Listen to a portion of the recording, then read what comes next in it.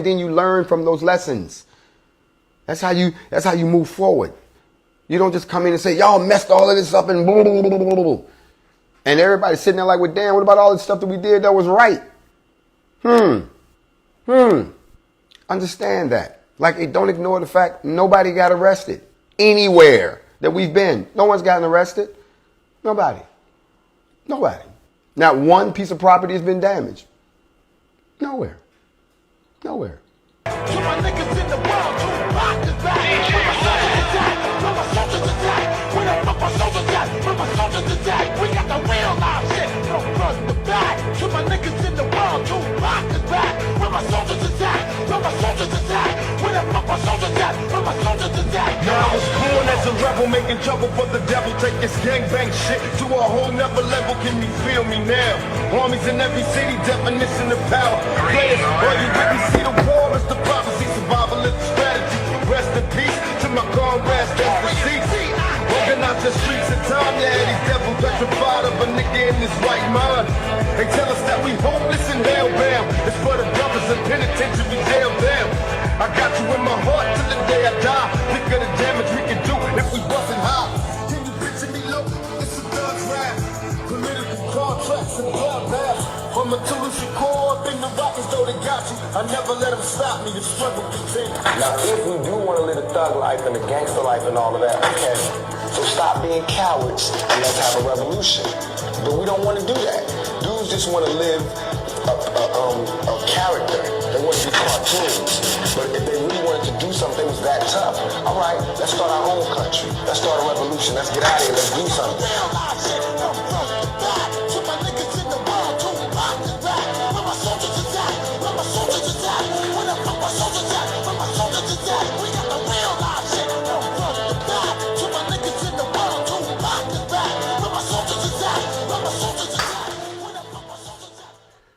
You can believe that if you want to. Back in the 30s, Adolf Hitler, when he had the Nazis, they did an experiment. And the experiment was on repetition of sound on your mind. That if you heard something enough, y'all hold on a second. Hey, bruh. Come here, bruh. Come here. No, bruh. Come here, bruh. Come here. Come on. Look here. Look, check this out. You gonna wait until I decide to start doing this before you gonna go and get. Y'all hold on a second. I'll be right back. Y'all hold up. Give me this. You too damn smart for your own damn good. You did that on purpose. Just because. Okay, all right. I see how we rolling. I thought you was my boy. Well, I guess everybody ain't down for the team. Anyway, welcome to the Midday Muse. This is not the morning mental. This is not facts over feelings. This is the Midday Muse, where we muse over a few things that should be on our mind. That's because you didn't get a morning mental, because I wanted to muse with you in the middle of the day, if y'all don't mind. That's right. Just a few seconds of your midday. Here it is, almost lunchtime for somebody. The Midday Muse. I'm going to muse with a purpose.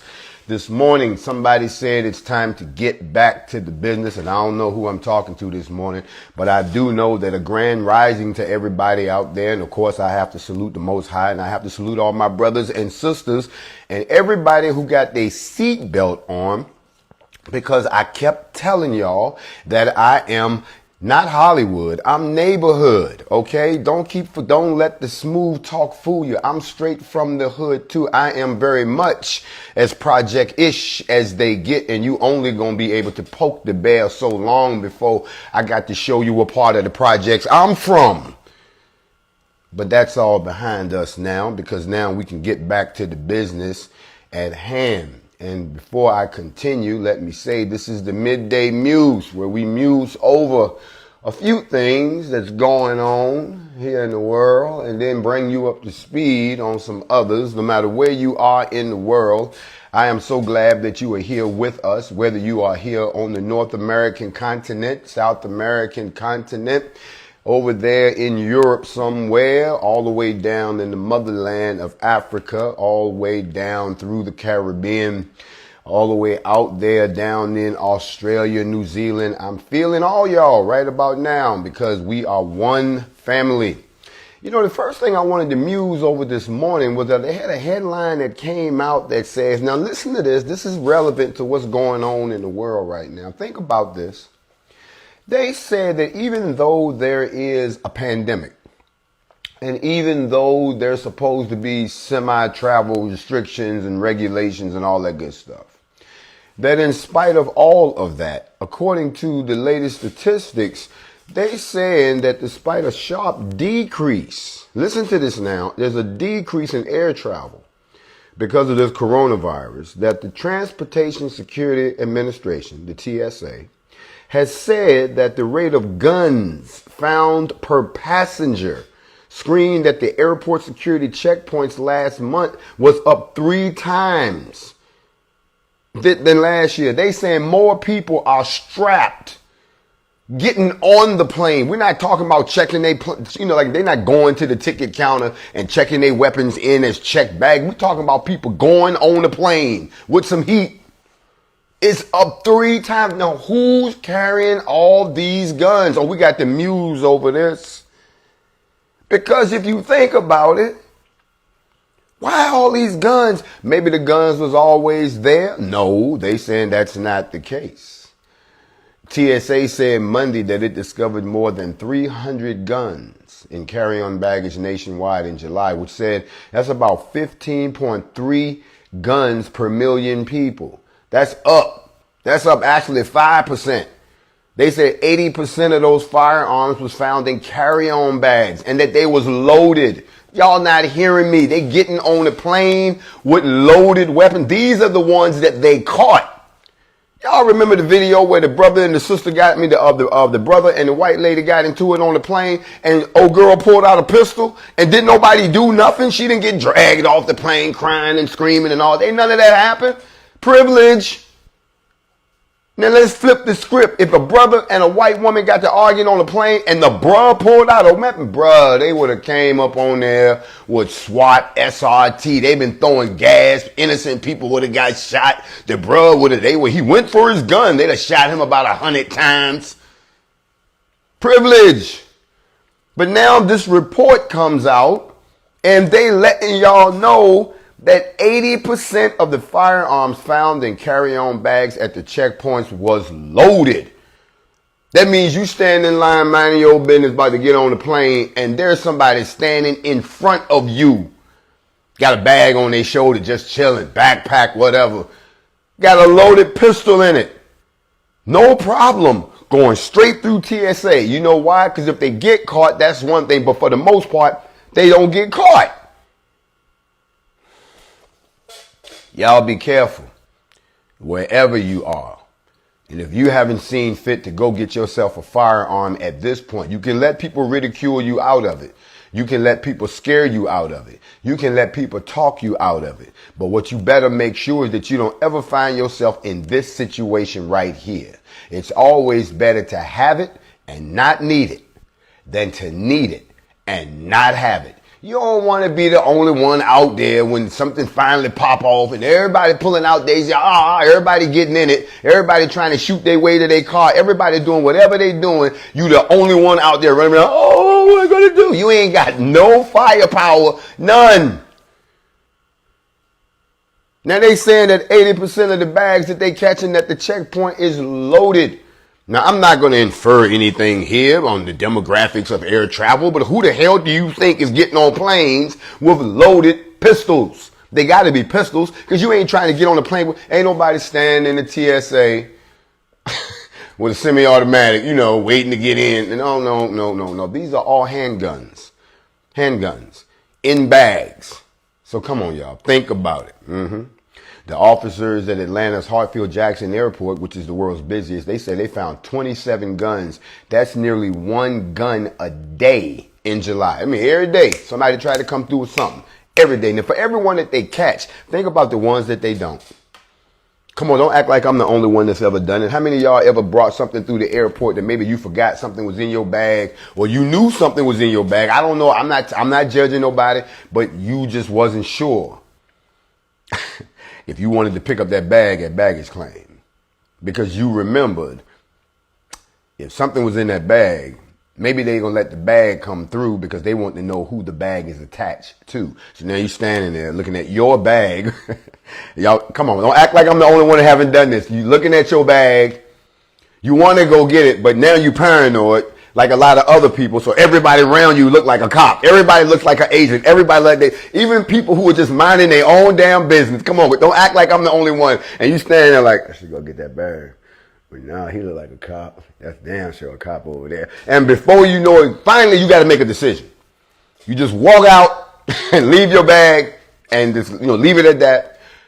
Or you make a move. You're just gonna grab the bag. You're gonna pick up the bag and you're just gonna walk toward the door. And if anybody stop you, it's a wrap. But you got to make a move. You grab the bag and you start walking, and it look like everybody's gonna say something to you. Everybody looking at you. You looking at people all crazy.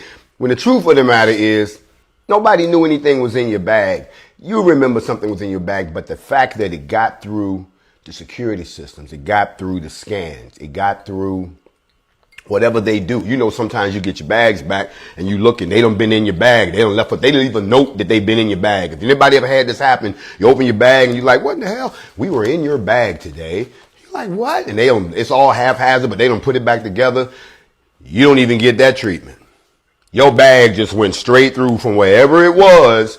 So think about that. If that can get through, and that's checked bag, imagine what gets on the plane. And this report was so interesting because, they saying black people, the gun sales are up almost 52% since May. Now, don't nobody ask me what happened in May that made everybody go out and start thinking that it's okay to arm themselves legally. I don't know what could have started all that. Maybe they said that there really was an uptick after the 4th of July. Don't ask me what could have happened, black folks, that could have made other black folks suddenly say, well, you know what? I need to get strapped up too, shorty. Don't ask me none of that because I don't know what started all that. But what we do know is that more people are bringing guns on planes now that are loaded. This ain't something just for my protection. These motherfuckers sitting on the plane waiting for somebody. I wish a motherfucker. And you can't be sitting there and be the only person that don't have a seat when the music stops. That's all I'm saying. I'm giving y'all something to think about. This is the Midday Muse. I'm just putting some stuff on your mind real quick, and I'm going to get out your hair real quick. Now, let me shift gears, and we're going to slide on over here to the situation where the teenagers was getting attacked by a homeless dude with a knife. So several people called the police. Nobody said that the kids was assailant. They was the victim except for one call. And the police showed up and they jumped out and they got guns on. And when did they jump out with AR-15s? Whatever happened to the pistols? They don't even jump out with pistols. Motherfuckers get out the car with long-range weapons to take you on at close range. Think about it. They jumping out the car now. Oh, everybody get back. It's rubber bullets. No, motherfucker, it's not a rubber bullet. Think about it. They jump out and then with the crowd standing there telling the cop, yo, man, those are the victims. The cop is, everybody shut up, back up, all of this. Now think about this, y'all. Let's stop and let's muse on this for a second. Okay. I don't know what other way to say it, so I'm just going to say it like this. If you too pussy to do the job, why did you take the job to start with? This ain't a lion country safari. The fuck is wrong with you? You think you just gonna put on a uniform and a badge and you just some TV shit, some music gonna play and you and your boy gonna roll around and eat donuts all fucking day and be the coolest motherfuckers on the block? No, that shit don't happen on TV either. This is real people you talking about dealing with. You talking about going down in people's neighborhoods and getting in the middle of their situations and you scared of them?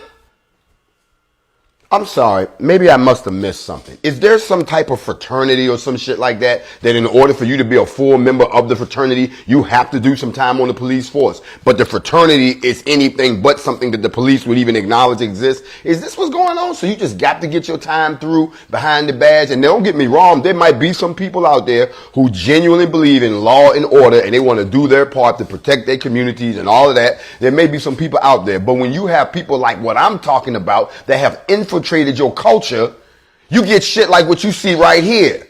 My man obviously suffers from tunnel vision. He obviously suffers from the fact that when the adrenaline get pumped up, he can't think straight. He obviously has his training to fall back on, but his training is more military than anything else. He's not treating these people like I'm here to find out what the fuck is going on and I'm the big badge and I'm going to be the savior of the day. This motherfucker roll in like he's the occupying force. I said, everybody get on the goddamn ground, put your hands behind your knees and motherfucking interlock your arms. What y'all think this is? Come on, bruh. You ain't even figured out who called for you. You just couldn't wait to hop out the car with your AR-15 and your little badge on and you got the little shades and your hat on. Everybody on this goddamn wall. You ready to put a bullet in somebody because that's the thrill of the chase.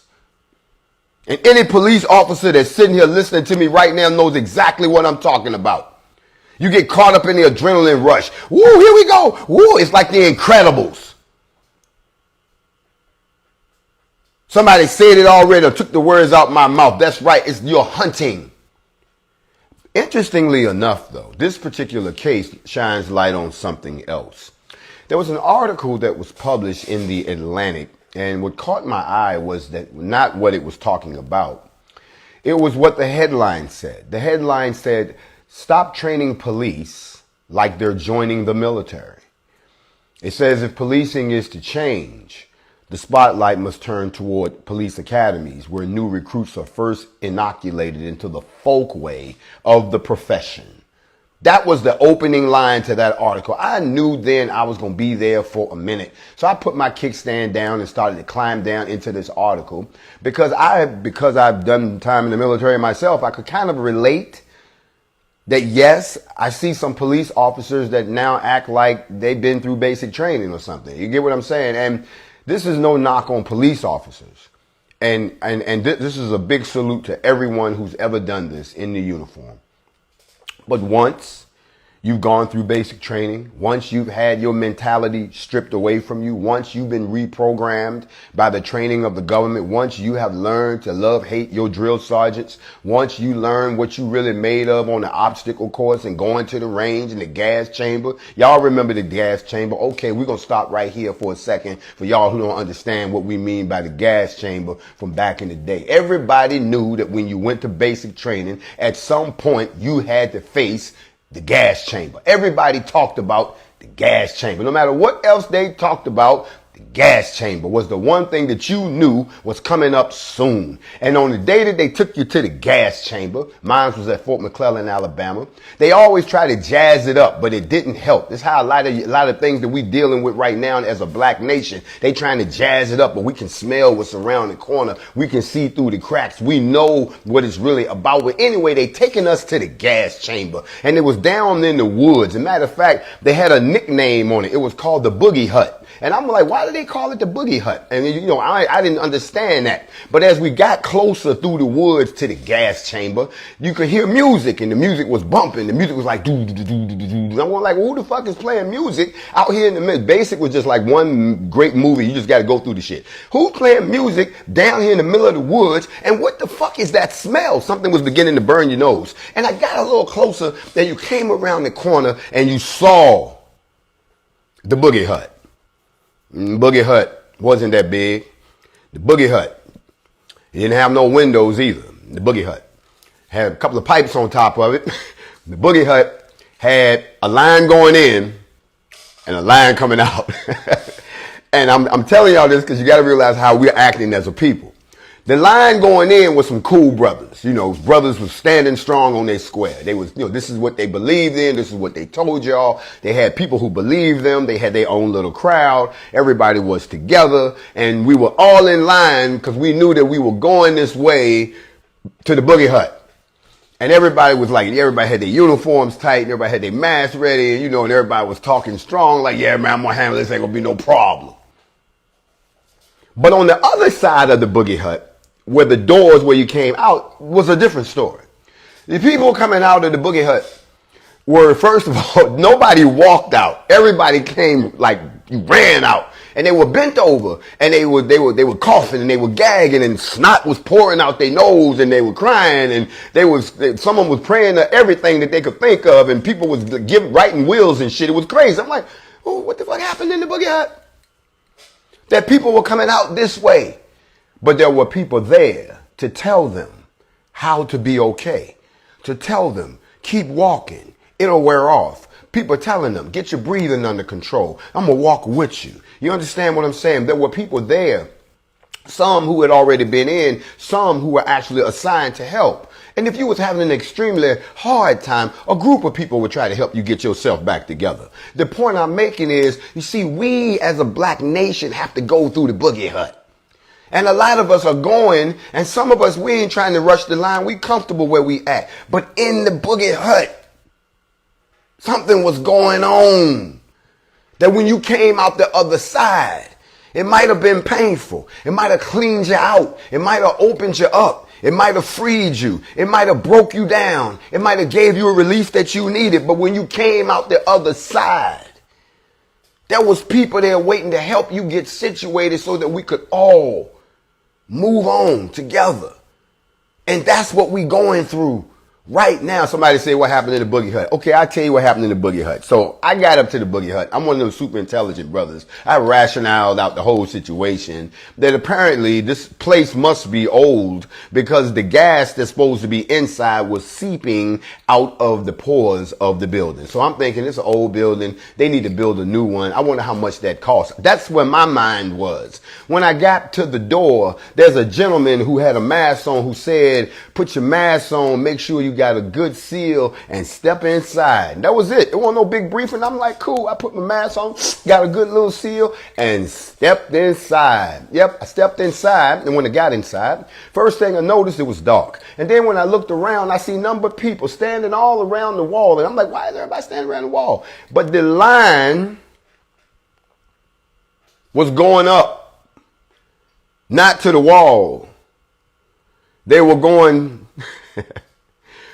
to the center of the room. And in the center of the room, there were these canisters that were making the gas. It was the source of the gas that we heard about, the gas chamber that we had feared so much. There it was right in front of you, pumping out gas, just pumping. And they wanted you to walk up, make sure your mask was working. And your mask, if it was working, it was cool. You know, most brothers' mask was working, right? Everybody's chip was working, all right. But you always had that one who didn't take this seriously enough. You always had that one who was hating on it instead of getting with the program. You always had that one that was afraid because they had been so traumatized by what had happened to us before that maybe they just thought it was going to happen again. And they were just super cautious so they didn't get on board. And then you had the ones that just hated the whole thing because they didn't think that it was necessary. Big shout out Nashville. They didn't think it was necessary for us to even have to go through this no more, that we had paid our dues. Why couldn't they just give us? They didn't want to do nothing. They just wanted it. They didn't want to put in no work. Those people, when they got up to where the gas was coming out, and the dude beside him said, inhale. So you supposed to make sure, bruh, all they inhaled was gas. And it was a wrap. I'm talking about when the gas got a hold of you. In other words, if you don't move when we move, if you don't elevate when we elevate, if we don't evolve as a people together and we leave you behind, there will be no step ladder for you to catch up. We're going to be on something different. You're going to still be on that OG old school. We're going to be on our way to trying to determine our destiny. You're going to be still sitting down here putting up with racism. We're going to be over here trying to build our economy, build our culture, build our education, strengthen our men and our women to be leaders again and producers. And for us to have you will still be over here trying to wait on the loan and getting discriminated on, still riding around scared from the police because ain't nothing changed. Just a bunch of us left. You still here putting up with the silly shit thinking it was going to be better. Meanwhile, we over here building international alliances and this, that, and the third. We talking to the UK about getting our art back. We talking about getting all our people that y'all done dug out the ground, put back in the goddamn ground where they belong, and stop digging up our people and parading them around for goddamn it your pleasure. I'm pretty sure that Tutankhamun would love to be resting in the ground where he's supposed to be until they raise everybody from Shield. Can I talk to y'all for a second? That's what we gonna be doing while you sitting over here. Those are the people who masks didn't work, because when they hit you, it's gonna mess you up. Y'all ain't hearing me. Y'all are not hearing me. Y'all ain't hearing me. Y'all ain't hearing me. Listen.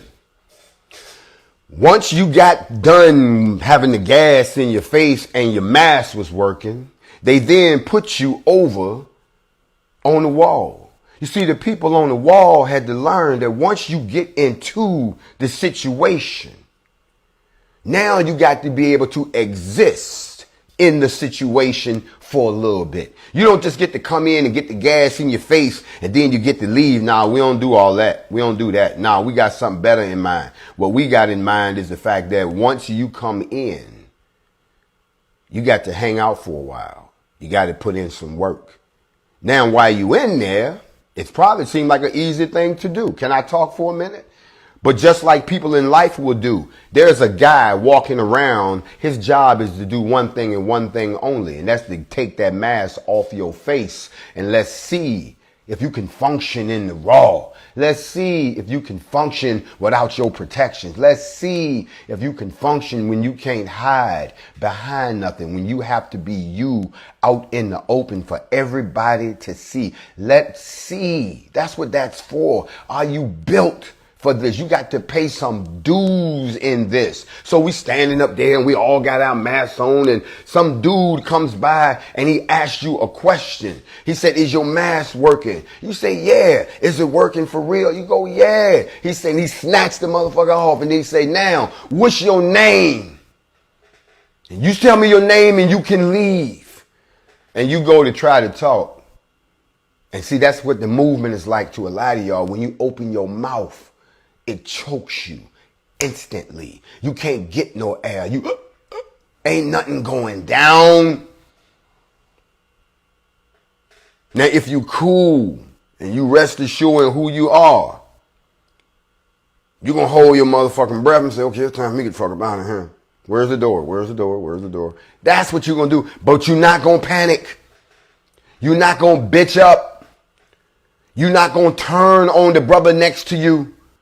You're not going to pull a Scooby-Doo and jump on to the next nigga. You're not going to do that. You're going to try to figure a way out of this smartly. And then you're going to find out there is no way out smartly. Because it was built like that by design to make sure that you're true to what this is. And if you're not, then the door, you can try to make it to the door if you want to, but you ain't going out the door the way you came in. You can't.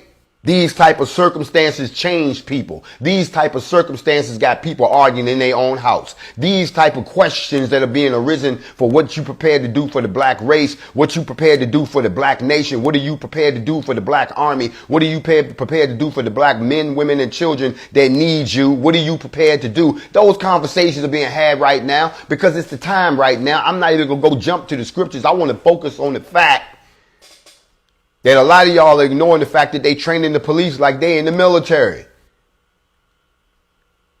Somebody said, what happened? I tell you what happened. They pulled the mask off. I tried to say my name. That wasn't happening. I looked at the dude. He said, go. I went to the door, but you got dudes in front of you, right? That's trying, and some people just trying to hold it together. Some people just lose it. This is what's going to happen with a lot of people. If we talk about actually exiting this country, this is what's going to happen. I'm telling y'all how it's going to happen. But y'all don't got to believe me. Just go back and look at the last 7 months of my posts and see how much I predicted has come true. Before we got to this situation with NFAC. We was talking about shit that came true 6 months ago. Facts over feelings, y'all better talk to them. We had masks on in December. Y'all didn't even know what was going on. Come on now. Stay with me for a minute. Y'all, ain't nobody talking about 5G no more. What happened with all that? Anyway, the police are being trained like the military. And a lot of times you wonder why. You see, military training makes you think of people as enemy combatants, not as people you're there to protect. Unless you're doing some type of peacekeeping mission. And even then, you're always 2 steps away from busting somebody in their ass. So if you train the police like the military, why are you surprised when the police respond to the public like the military? You're giving them military grade firearms now. You're giving them military grade armament. You're training them like they're in the military. What are you doing? Are you preparing a police state? Or are you building a security force that's supposed to protect the people and be proactive and make sure that things don't go wrong in the community like black institutionalized self-policing would do? It's a proactive model, not a reactive model. We don't wait for nothing to happen and then everybody come in knocking heads and shooting people. No, proactive policing is you know the neighborhood, you know the families, you know what's going on. You head stuff off before it gets that bad. And if something does happen, you've already got things in place to minimize that it becoming a problem in your community. It's treated as an incident by itself. And then you work along under the laws with whoever these other folks are. It should be a situation where, let's say something happens and the white police got to come down to the black community. That's it. You can't come no further than that. The black police will meet you. What's happening? What you need? Well, we looking for Joe. Joe did this. Okay, give us the paperwork. All right, we'll go get Joe. You wait right here. We go down. Joe, what's happening? Look at here, bro. Don't know what this is all about, but we with you. Let's rock. We all come back to the black police station in the black neighborhood with the white dude there who brought us this mess to start with. Now, we're going to take you in the room. What you know about all this, Joe? Joe, blah, blah, blah. Okay, well, look, Joe. Okay, let's go out here and talk to him because they want to take you away, Joe. We can't let that happen. We're going to go talk to him. That's the relationship we should have. Okay, we did our own investigation, and then we come in and let them know this is what we found out. Okay, well, this is what we found out. Well, don't give a fuck what you found out. This is what we found out. So we got two opposing investigations. The same way if somebody makes a statement, you can make a counter statement. If somebody says something about you, you can say something back. It's always about the balance of the scales of justice. Don't ever just take one person's side of something and don't get the other. That means you are operating an unfair scale, and y'all say he don't like that. I'm just telling y'all what he said. Don't get mad at me because you breaking all kind of holy law. That's not my problem. You're the one that's guilty. I'm just pointing it out. Okay, it needs to be pointed out. So let me shift for a second. Because some people act like this is just that. It's deeper than that. You know, one of the great lies that we're told and we tell ourselves, you know, as Americans, if you want to think of yourself as an American, it's kind of like they didn't know no better lie. That's the way we justify all of this stuff from back in the day that affects it. Well, they didn't know no better back then. It's the way that we cast back into history and say, well, you can't really criticize Christopher Columbus. You know, he didn't realize that the indigenous people were human beings who shouldn't have their hands chopped off and shouldn't have 14-year-old girls requisitioned into sexual slavery. But the fact of the matter is they're actually contemporary critics of Christopher Columbus is to say that what he's doing on the islands of Hispaniola is an abomination against God. So you can say those things, but we can't use that excuse now. We have to have learned from our mistakes. We even have the 60s to look back at as a lesson in how to do it this time. That is why I am so disappointed that some of you all think that we have not evolved at all since the 60s, like we're the same Negroes from the 60s, that we are actually sitting around celebrating our civil rights that we just got, and now we can go out and power to the people, and we can go out and exercise the ability to ride on a bus and sit at a countertop, and we can go to school where the white folks go now, and we can they can't discriminate. Y'all act like we're still those people. Y'all trying to talk like the 70s never happened, Marvin Gaye. Y'all trying to act like the 80s never happened, Sugar Hill. Y'all trying to act like the 90s never happened, Tupac and Lauryn Hill. Y'all trying to act like the 20 teens didn't happen. Man, I don't know about y'all. I'm not the same Negro from the 60s. As a matter of fact, from Ahmaud Arbery forward, I've shown y'all that I'm not that type of Negro. I am a 2020 black person. And we respond differently. And because you've never seen that before, you're trying to plug it back into some old shit. Back in the old days, y'all had those, like, if you ain't learned your lesson from COINTELPRO, you a goddamn idiot. You got to be careful. Don't let anybody infiltrate you. No shit. Well, you guys make sure that, has it occurred to anybody that we're operating inside of the confines of the Constitution? That's it. First Amendment and Second Amendment. That's all we're doing. And all of this distrust, all of this focus, all of this, I want to read something to you all, if y'all don't mind. I like to read every now and then. But I wanted to read something to you, if y'all don't mind. And I hope that no one gets offended by this, because if you do, I really don't care. But I wanted to share something with you. And let me see if I can find it. Screenshot. There it is. Is this it? Yes.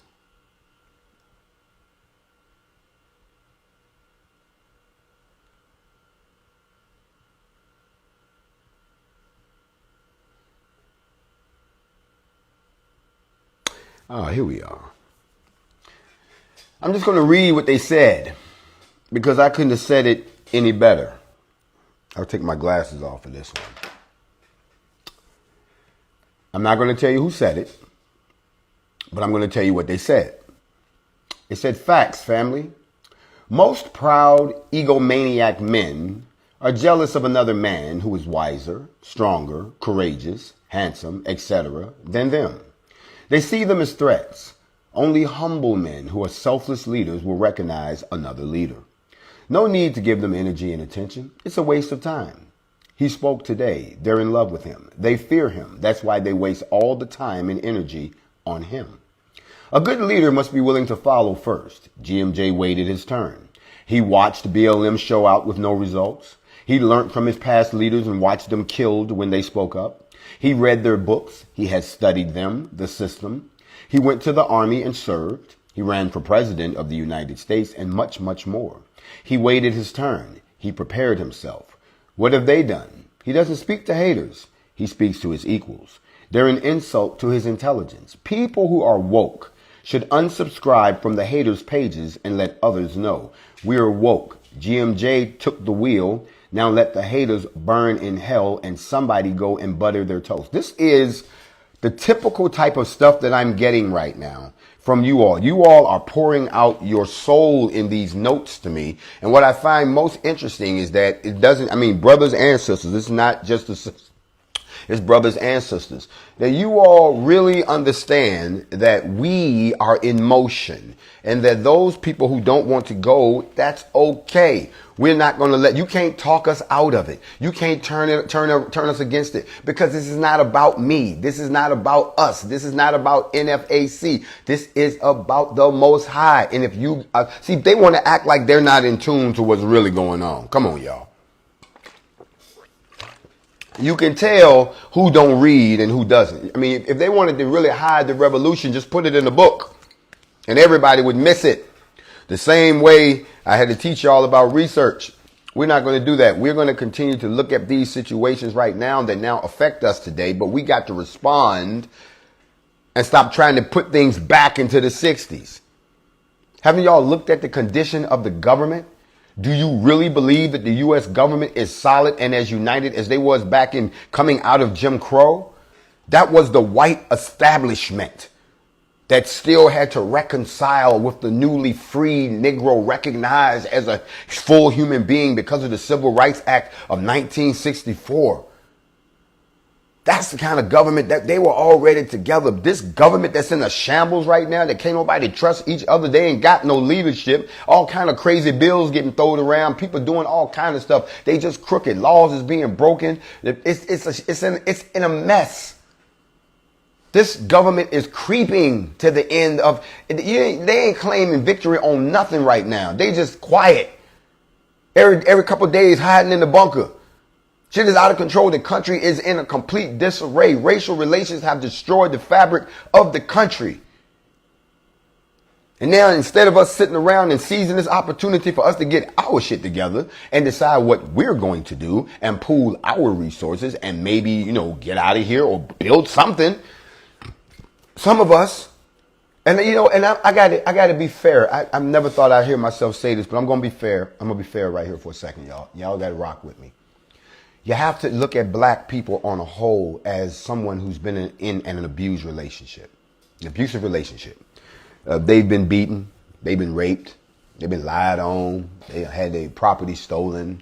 They've been dishonored, treated less than a human being. They've been unjustly thrown in jail. It's an abusive relationship. And the abuser is still in the room. And there's someone who's come along that's trying to help the person that's being abused, but that person looks like the person that abused them last time. So I can understand that you're a little afraid, that you know, I understand you're afraid. But you're going to have to trust me on this one, because I'm trusting him on this one. Y'all, let me be a little transparent for everybody out there. Y'all really don't understand what this looks like from my perspective.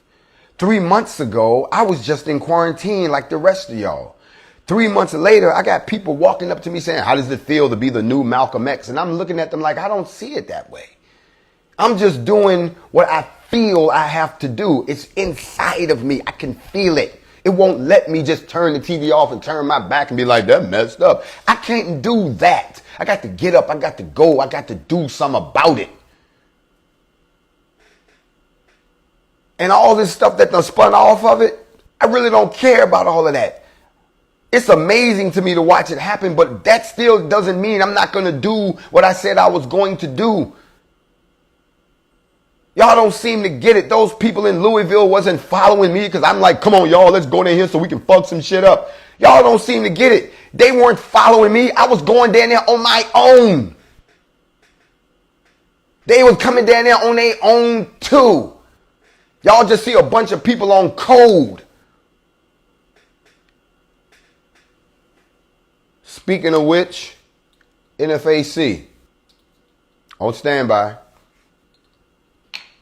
Pass the word. You on standby. Y'all know it's coming. It's on standby. Go and put it out there right now. On standby. Anyway, let me move on. This is the midday muse. Not going to be with you long.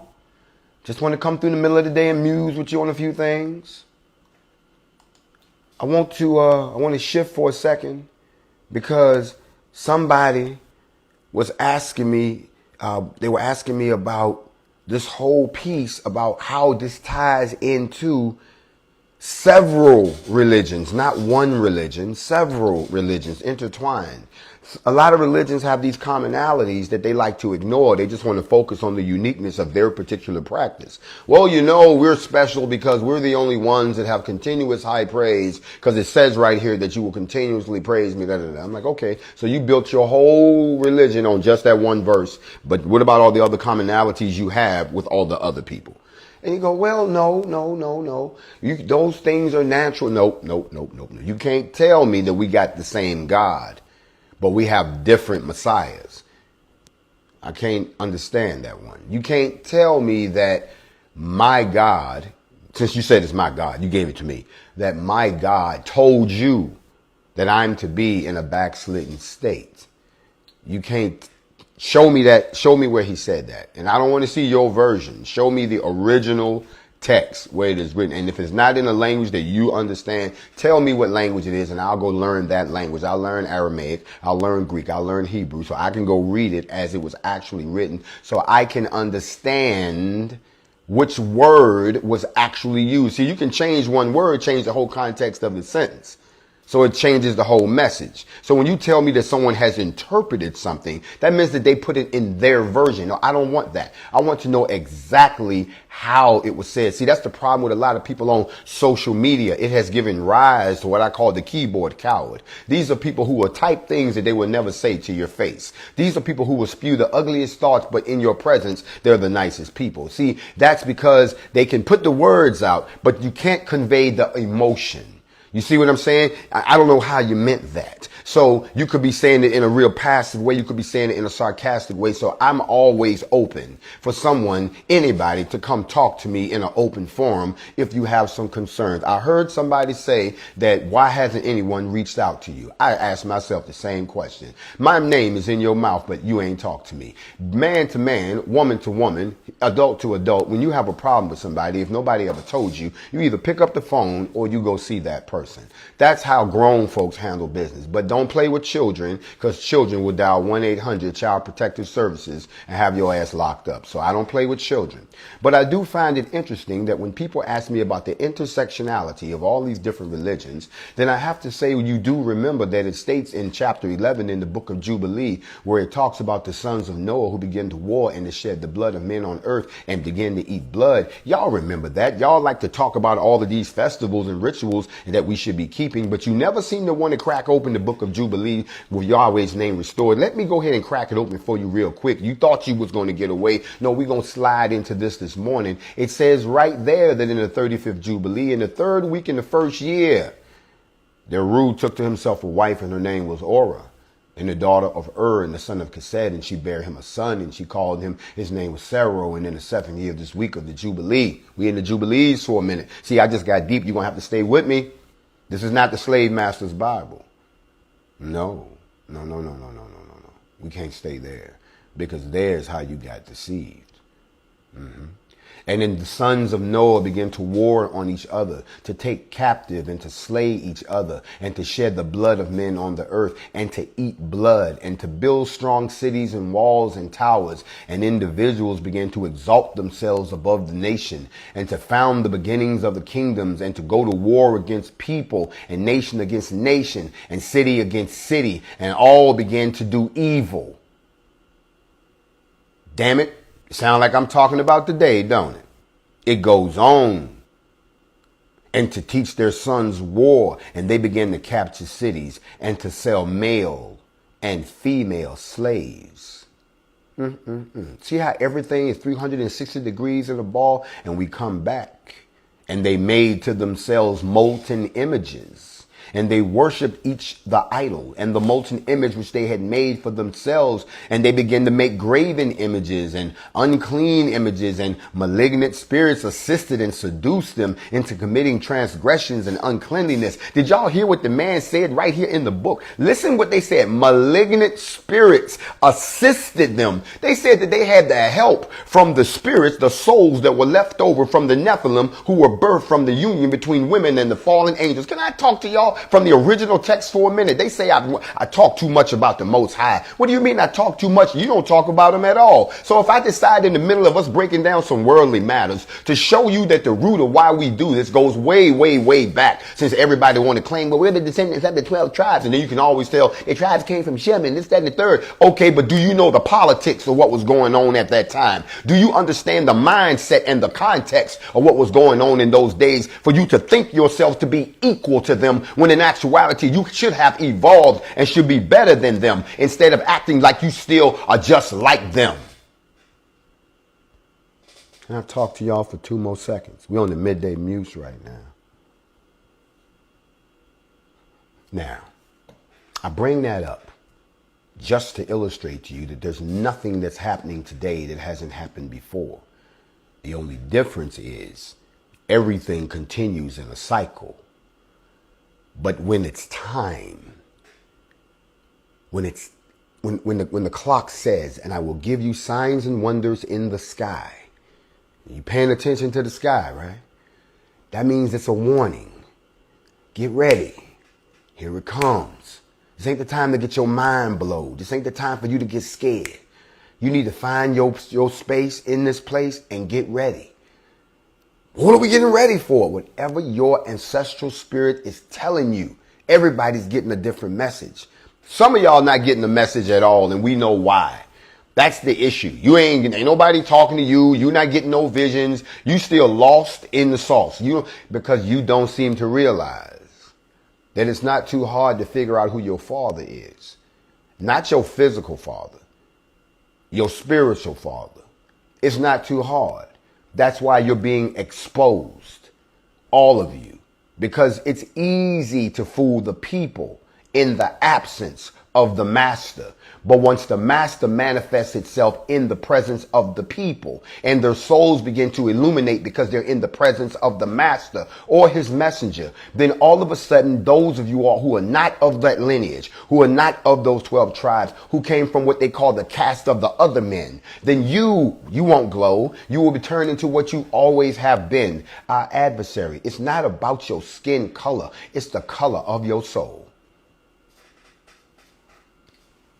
We talked about what happens when you show up at judgment the other day, that you manifest the true shape of who you are when your soul is released from this body. Ain't nobody never told you what happened when you show up. We go back and watch that if you haven't. But now what I'm showing you, that it is further justified. In the ancient scriptures, they let you know this.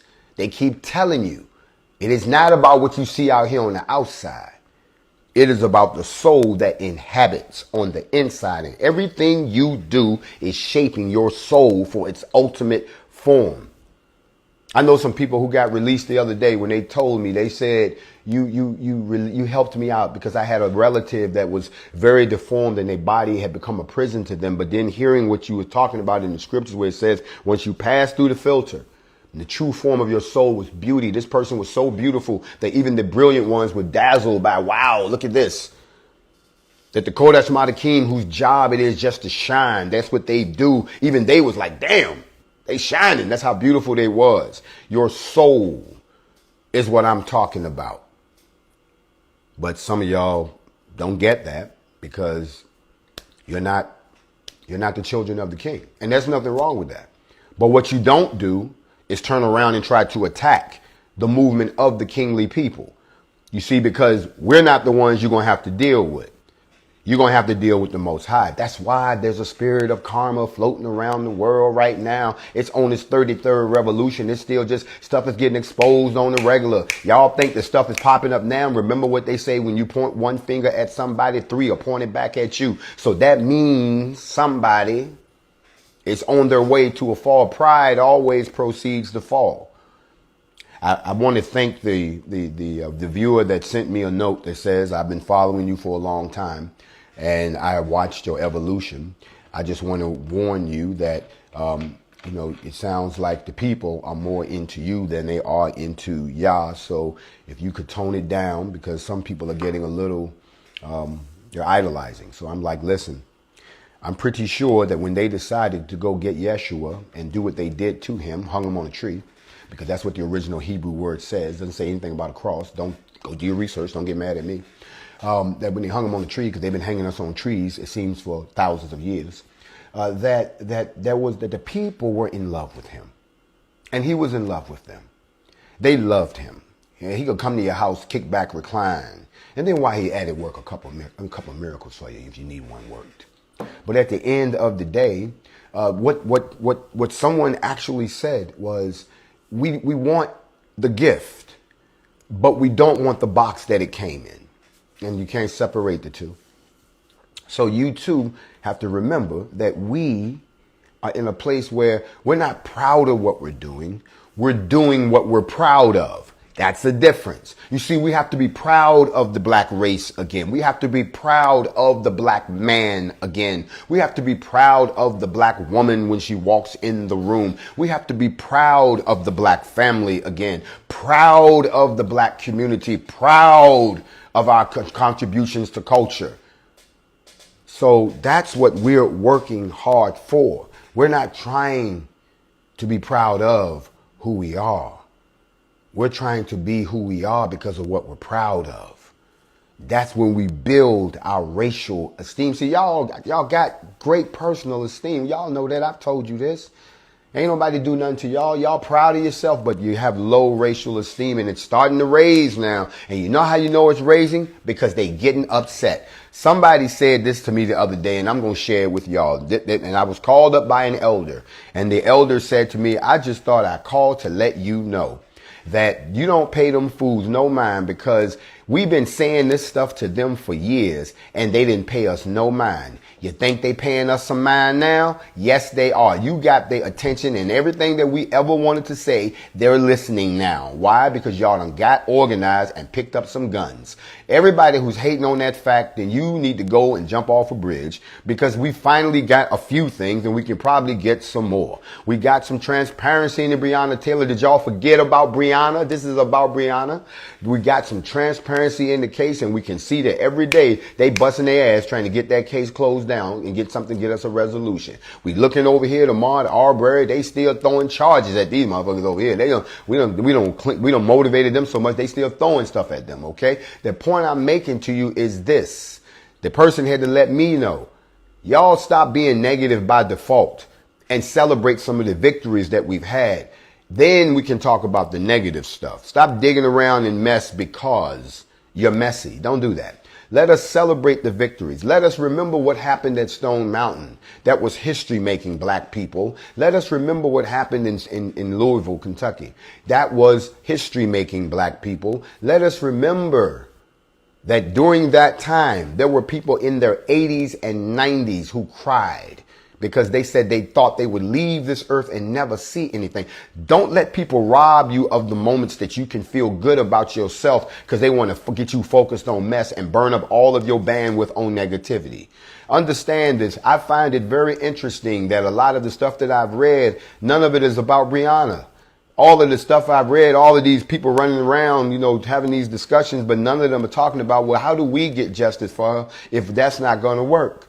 I haven't heard anybody say that. I haven't heard anybody say, well, okay, Jay, you went down there and talked to the people and y'all got some transparency and y'all went down there with the big old show. All right, we'll take it from here. We're going to do this. I haven't heard that from anybody. I have to salute the people that's still on the ground that's been protesting since day one because they still out there. They're not letting up. But to the rest of the world, yeah, Oprah came in and bought the billboards. Okay, what rest of y'all? What?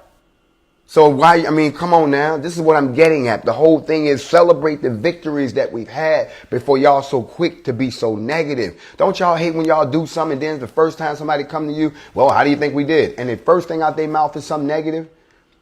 That blows my mind. In the military, we have what's called an AAR. Y'all know what this is, an after actions review. What that means is we get together, everybody, we don't care what your rank is, don't mean your rank don't mean nothing. We all get in the room and we talk about what we did right, what we did wrong, what we could do better. You understand what I'm saying? It's not just to tear down, it's to be better next time. So think about it. Every time you go out and something happens, your next AAR should address that. But celebrate what you did. Celebrate what you did right. Did you pull it off? Yes. Were you successful? Yes. Did you achieve your goal? Yes. Okay, celebrate that. Now, what did you do wrong? Well, we did this. How can we not do that next time? Do da. You see what I'm saying? Then you learn from those lessons. That's how you move forward. You don't just come in and say, y'all messed all of this up and blah, blah, blah, blah, blah. And everybody's sitting there like, well, damn, what about all the stuff that we did that was right? Understand that. Like, don't ignore the fact nobody got arrested anywhere that we've been. No one's gotten arrested. Nobody. Not one piece of property has been damaged. Nowhere. Somebody dropped a gun, the gun went off. Okay, but we ain't got into no running shootout. We ain't shot up the place. This is the Midday Muse. I'm Grandmaster Jay. Those are the things I came to put on your mind in the middle of the day. I hope to see y'all tonight on Facts Over Feelings. Because I'm going to be there. I hope you'll be there too. In the meantime and in between time, y'all know what I'm going to say. Look, don't talk about it. If you ain't going to be about it, we got to move on. I'll see y'all later.